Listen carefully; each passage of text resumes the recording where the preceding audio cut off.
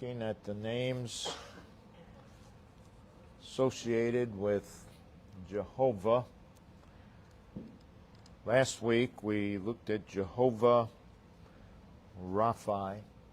I am the Lord, or I am Jehovah that healeth thee. It presents God as our physician. We see the first time that name was mentioned was at Mara. And that tells us how it is that God heals. And that is, He takes out and He puts in. It's not a Band-Aid. It's not surface. He takes out, He puts in. Takes out that which is bad, puts in that which is good. It is a complete healing. So He doesn't merely change the surface.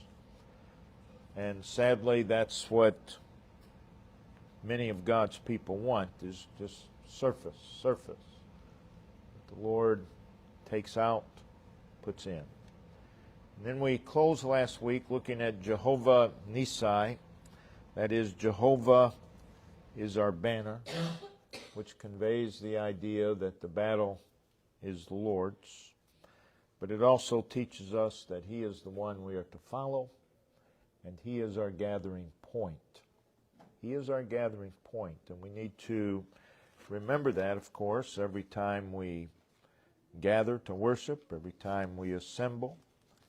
He is the gathering point. In other words, He is the purpose. Everything else is secondary. He is the gathering point. Then we come to a very familiar name, Jehovah Shalom. And if we turn over to the book of Judges, well, before we get to that name, I want to look at another one. Got a little ahead of myself. Jehovah Kadesh. And if you turn over to Exodus chapter 19, in verse 3, the Lord called unto him, that is, unto Moses. So it's Jehovah that is speaking. In verses 5 and 6, now therefore, if you will obey my voice indeed, and keep my covenant, then you shall be a peculiar treasure unto me above all people, for all the earth is mine. And ye shall be unto me a kingdom of priests and a holy nation. And that word holy is the word Kadesh. These are the words which thou shalt speak unto the children of Israel.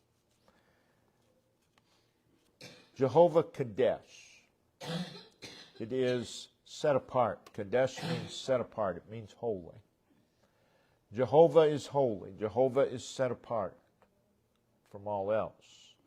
But Jehovah also sets apart to Himself for His purpose. He sets apart a people, a holy nation, and He does so for His purpose. Every child of God has been set apart by Jehovah and set apart for His purpose. It's not about our purpose. It's not about our plans. We are a set-apart people for His purpose. Jehovah Kadesh, the one who, it is Jehovah sanctifies, Jehovah sets apart. Now notice in Exodus chapter 31, Exodus 31, verse 13. Speak thou also unto the children, again, it's Jehovah that's speaking, verse 12, and the Lord, Jehovah, spake unto Moses, saying, Speak unto the children of Israel, saying, Verily my Sabbaths ye shall keep, For it is a sign between me and you throughout your generations, that ye may know that I am the Lord, that ye may know that I am Jehovah, that doth sanctify you. And that word sanctify is Kadesh. So it's Jehovah Kadesh, Jehovah the sanctifier, Jehovah the one who sets apart. And again, God sets apart for His own purpose.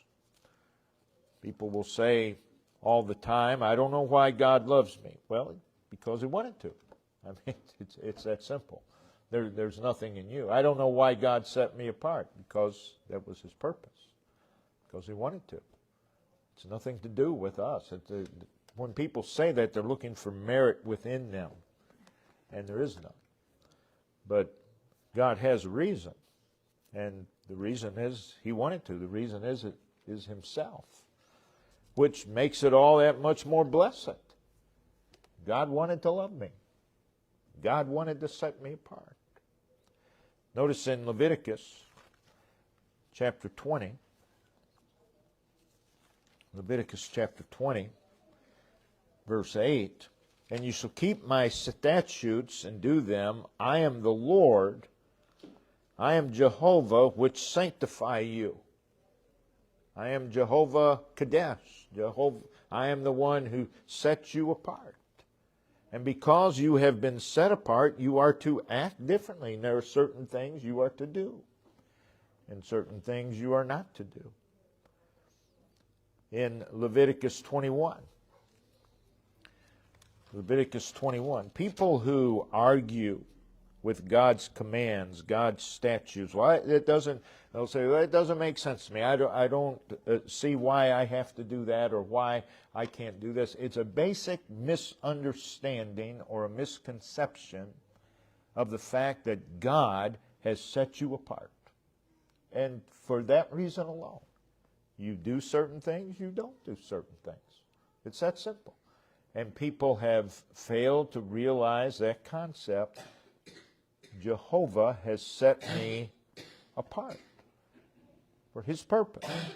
In Leviticus 21:15, neither shall he profane his seed among his people, for I, the Lord, do sanctify them.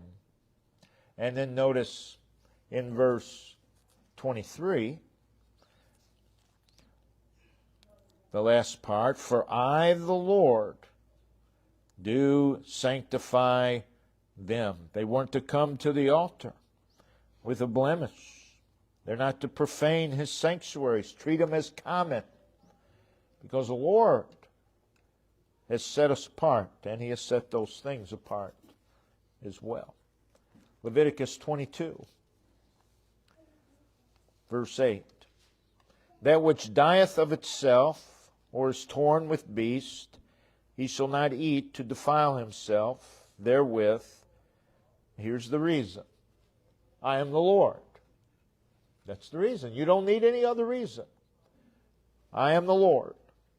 They shall therefore, because I am the Lord, keep mine ordinance, lest they bear sin for it and die. Therefore, if they profane it, I, the Lord, do sanctify them. That again, Jehovah Kadesh. And then notice in verse 32 and 33. Neither shall you profane my holy name, as you do not treat God's name as common. You don't even use it in a common way. But I will be hallowed, or set apart, among the children of Israel. I am the Lord which hallow you. And that word hallow is Kadesh. I am the Lord which hallow you. Jehovah sanctifying, Jehovah setting apart, that brought you out of the land of Egypt to be your God. I am the Lord. I am Jehovah. So Jehovah sets apart to Himself for His purpose. And then we come to Jehovah Shalom. In Judges chapter 6. Judges chapter 6. Verse 24. Then Gideon built an altar there unto the Lord, unto Jehovah, and called it Jehovah Shalom, unto this day. So that's where we find the name Jehovah Shalom. Now, the word translated shalom is translated in various ways throughout the Old Testament. And this gives us an idea of what is meant by Jehovah Shalom. The root meaning, the most common, is peace. And it is translated peace over 200 times in the Old Testament. The first being, if you turn over to Genesis 15 and verse 15. And thou shalt go to thy fathers in peace. And that word peace is shalom. Thou shalt go to thy fathers in shalom, in peace. Thou shalt be buried in a good old age. So we have to understand, what is peace? Well, the first thing that probably comes to our mind is appeasement. Peace is appeasement. Peace is reconciliation. But peace is much deeper than that.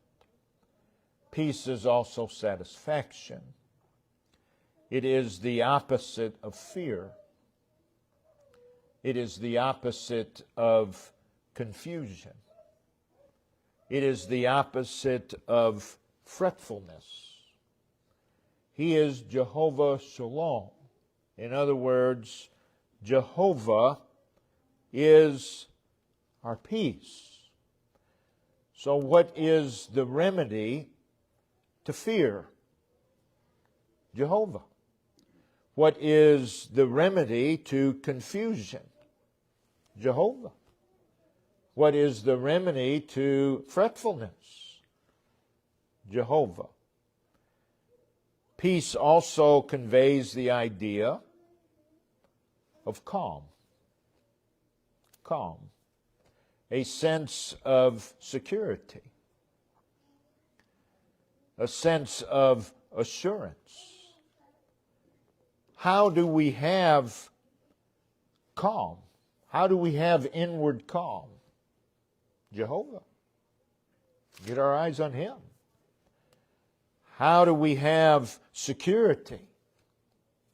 Doesn't matter what's going on all around us. We can have security because Jehovah is our security. He is our peace. And He's greater than all that's around us. How do we have assurance? Again, Jehovah. It's getting our eyes. Jehovah. I can guarantee you, if we do not feel security and assurance, it's because our eyes are not upon Jehovah. He is those things. Peace is a state of wholeness. And then, of course, it's a state of harmony. And Jehovah is our peace. He is referred to as the God of peace. Notice in Romans 15. So if someone is seeking peace, where should they look? Well, they should look to the Lord. Notice in Romans 15:33, now the God of peace be with you all. Then notice in Hebrews chapter 13, Hebrews 13 and verse 20, make you perfect in every good work to do His will, working in you that which is well-pleasing in the sight through Jesus Christ, to whom be glory forever and ever. Okay, I read a wrong verse there. But He is the God of peace. He's the very God of peace. Notice in 1 Thessalonians chapter 5. 1 Thessalonians chapter 5, verse 23. And the very God of peace sanctify you. So there we have the idea of Jehovah Shalom, the very God of peace, sanctify you, set you apart, make you holy. You have the idea of Jehovah Kadesh. So He is our peace. Notice in Ephesians chapter 2. Ephesians 2, verse 14. For He is our peace. He is our peace. He's how we have peace. He's how we maintain peace. He is our peace. He's the perfecter of peace. Notice in Isaiah 26. Isaiah 26, and this is a familiar verse. It's a verse that says a lot of things. Isaiah 26, verse 3, thou wilt keep him in perfect peace. Okay, who's the him?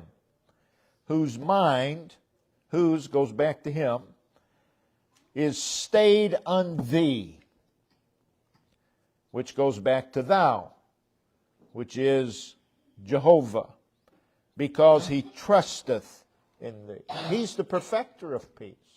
If you want perfect peace, you get your mind on Jehovah. That's perfect peace. That's where we find perfect peace. Too many people are looking for peace in all the places they will not find it. At best, they'll find temporary relief, but it's only temporary. And then they go right back. So, He is our peace. The word is also translated welfare. Notice in Genesis 43. Genesis 43.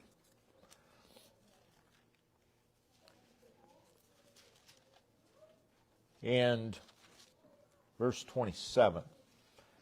Genesis 43, 27. And he asked them of their welfare. And the word there is shalom. They asked him, or them, of their welfare. And he said, is your father well? The old man of whom ye spake, is he yet alive? Welfare, our well-being. Our well-being. God is our well-being. Jehovah is our well-being. The song, it is well with my soul. You don't have to be healthy for it to be well with your soul. Everything doesn't have to be peachy keen for it to be well with your soul. Because of who God is. Jehovah is our well-being. He is our well-being. We need to live in the reality of Jehovah. He's our peace. He's our calm. He is our well-being. You can go into somebody who's on their deathbed and say, well, how are you doing today? I'm doing great. And that can very well be true. You're just thinking physically, perhaps, with that question, but they're doing wonderful. Because God's their well-being. So we can always be well. No matter what's going on around us, no matter what our physical condition is, we can always be well.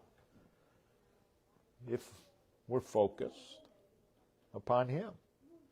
So He is our well-being. Notice in Jeremiah chapter 29. Jeremiah 29.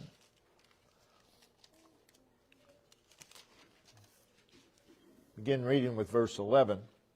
Read down through verse 14. For I know the thoughts that I think toward you, saith the Lord. Again, all capital letters, Jehovah. I know the thoughts that I think toward you. That God would think upon us is a wonderful thing. Could be a scary thing. But here's what he says. Thoughts of peace. Thoughts of shalom. And not of evil. To give you an expected end. Then shall you call upon me, and you shall go and pray unto me. Notice where the focus is. Me, Jehovah. And I will hearken unto you. And ye shall seek me. Seek me. And when you do, you'll find me. God isn't hiding. God isn't hiding. When you seek me, you'll find me. When ye shall search for me with all your heart. And I will, again, this is where the focus is, be found of you, saith the Lord, or Jehovah.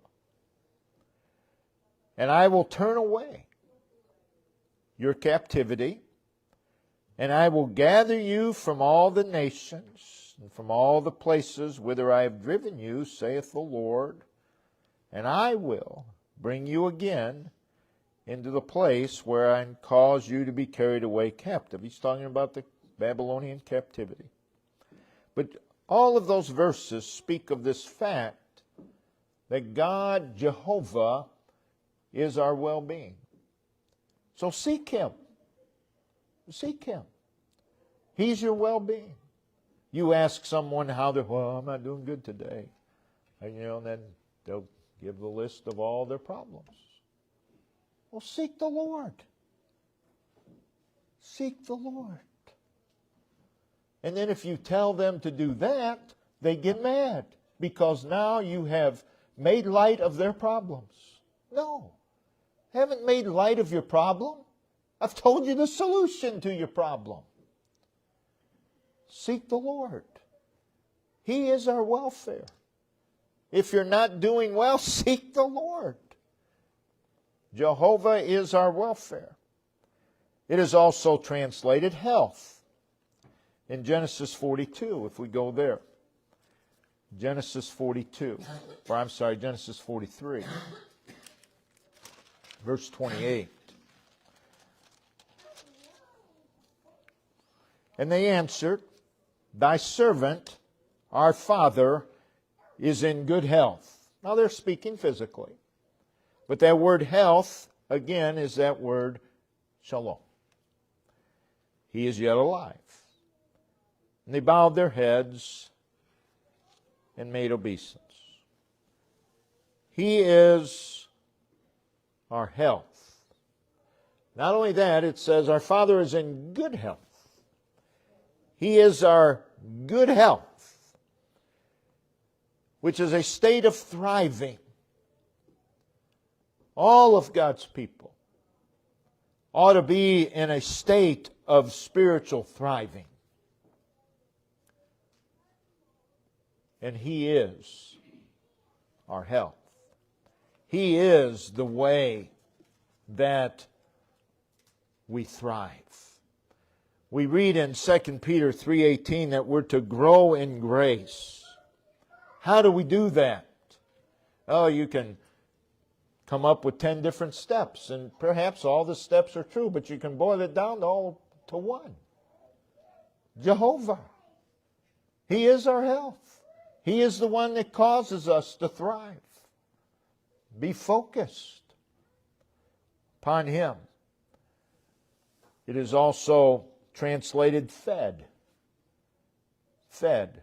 Notice in Genesis 48. And verse 15.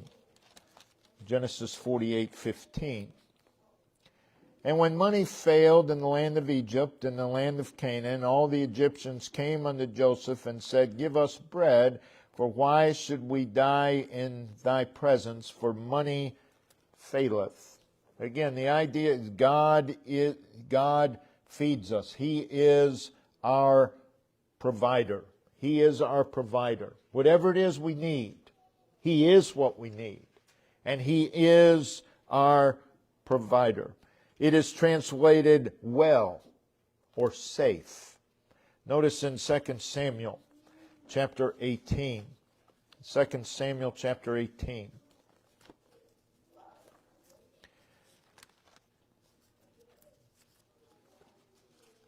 Verses 28 and 29.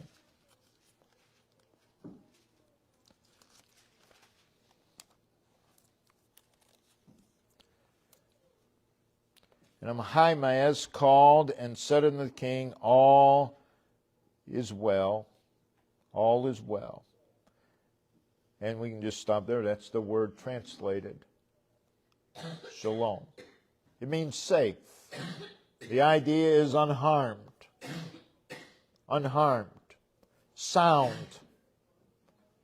Whole. Secure. And it's all in Him. It's not in circumstances. It's not in us. It's in Him. Jehovah. The word is also translated prosperity. Psalm 35. Psalm 35.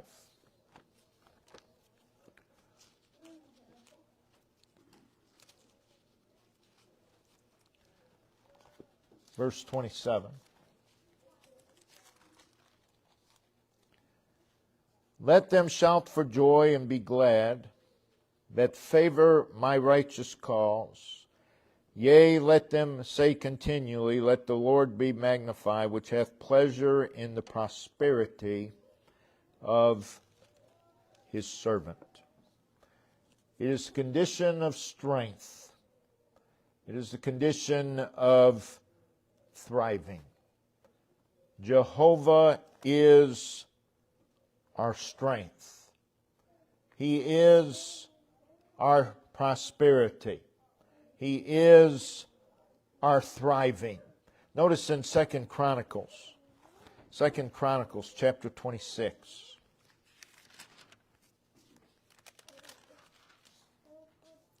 And verse 5. And he sought God in the days of Zechariah, who had understanding in the visions of God. And as long as he sought the Lord, as long as he sought Jehovah, God made him to prosper. There's prosperity. Sometimes material, but always spiritually. There is prosperity in the Lord. Notice in Nehemiah chapter 2 and verse 20. Then answered I them and said unto them, The God of heaven, He will prosper us. He will prosper us. Therefore we His servants will arise and build. He will prosper us. Jehovah. He is our prosperity. So from all of this, God is our wholeness. He is our completeness in life. Jehovah Shalom. Fundamentally, it is reconciliation with God. It is we can be one with God. So, the name Jehovah Shalom signifies a sense of well-being. When our eyes are focused on Jehovah, we get this sense, and a peace comes over us. Everything's okay. Everything around us may not be okay. But with us, everything's okay. Because God, because of Jehovah. It is living with the sense of well-being, a sense of harmony, both internally and externally. It is completeness, wholeness, peace, health, welfare, safety, tranquility, prosperity, fullness, rest. Those are all wonderful things. And they're all found in Jehovah Shalom. They're all found in God. These are things that people are searching for and desperately want, and even God's people look in all the wrong places. In many ways, they're no different than the world, but we ought to be. We ought to know better. This is where we find these things in Him. There's rest. There's a state of calm. There's a state of vigor and vitality. When you have this sense that all is well, that encourages you. That gives you vigor. That gives you vitality. But it's all in Him. It's all in Him.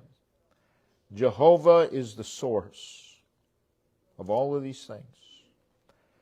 And so it is. He needs to be the source in all our life. Every aspect of our life. Let's look to the Lord.